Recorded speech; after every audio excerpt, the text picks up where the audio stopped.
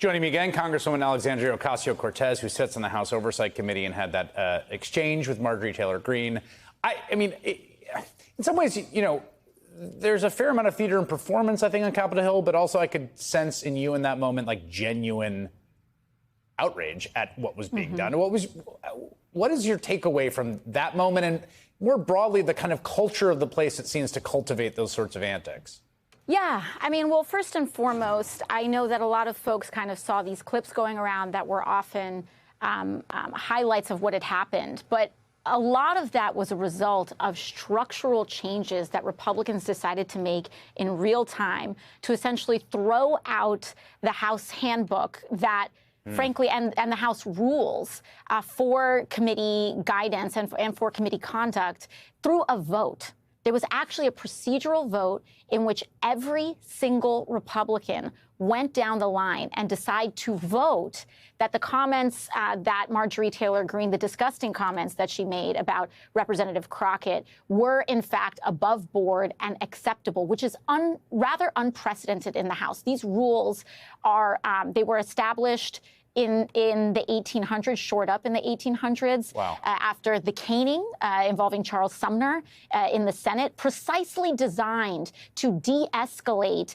a political culture of violence when things get too hot. And in fact, when I was a freshman coming into the House, the rules were so widely respected that there would be motions to strike a member's words, even if they just spoke in the second person and used the word you instead of the gentleman from so-and-so.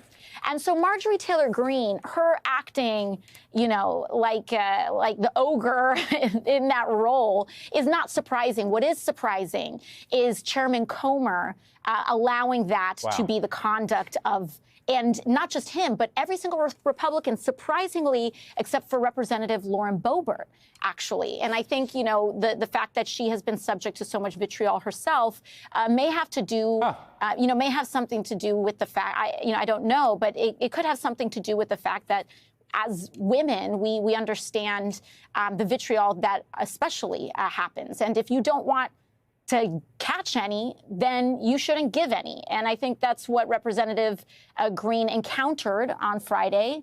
If you don't want none, don't start none. And if you're not going to respect the rules, then it's going to come to you.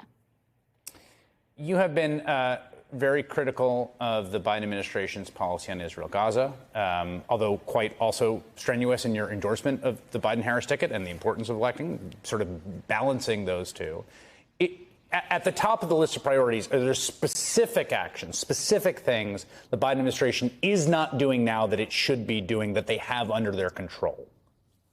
I think this right here is an excellent question because there are things that are within our control when it comes to the bombardment and the outright famine that is precipitating in Gaza and unfolding genocide in Gaza.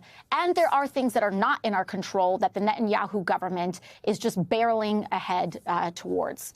For example, I do not believe that it is constructive to invite Prime Minister Netanyahu to a joint address of Congress. And many foreign leaders use this opportunity to lobby the entire Congress and the U.S. government for their own needs or for a certain view of their priorities. And I don't believe that that's a constructive role for us to be playing right now. I believe that we should be more thorough in enforcing a red line at Rafah. I believe that while there was one individual weapons transfer that was blocked, I think that we could be doing more to be investigating this.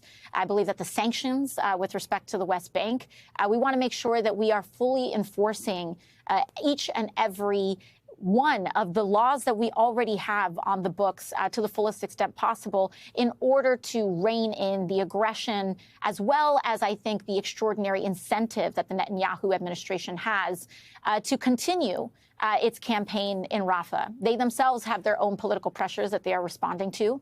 And I think that is both domestic and international. And we have to make sure that we're not playing into that hand either.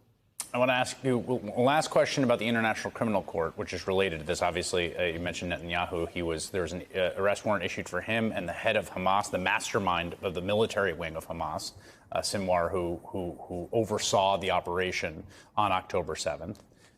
There was bipartisan calls in the Senate to work on legislation to essentially sanction the International Criminal Court for that arrest warrant. towards Netanyahu, not towards Sinwar.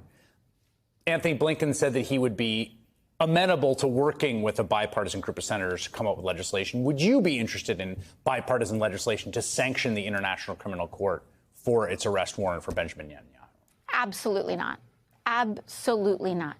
I would associate myself with some of our strongest allies, as well as other members, even within the United States Congress, that assert and respect the independence of the courts, the independence of the ICC, and what I find particularly disturbing about this attack on the ICC is that there is no particular set of evidence that has been presented by any member of any party as to any sort of reason why the ICC's conclusions are wrong or corrupted, or why the process may or may not have legitimacy.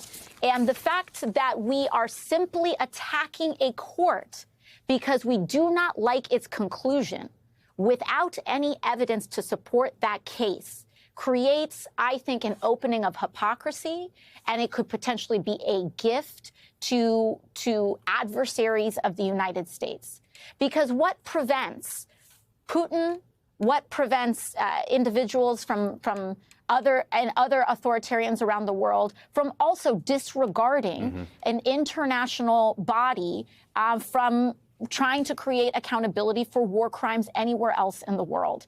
We have a responsibility in this moment to advance democracy and shore up democracy, not just here at home, but in order to be an example of a functioning democracy and upholding structures of democracy globally. And attacking the ICC is the exact opposite of what we should be doing right now. Congresswoman Alexandria Ocasio-Cortez, who represents parts of Queens and the Bronx, thank you so much. Always a pleasure. Thank you.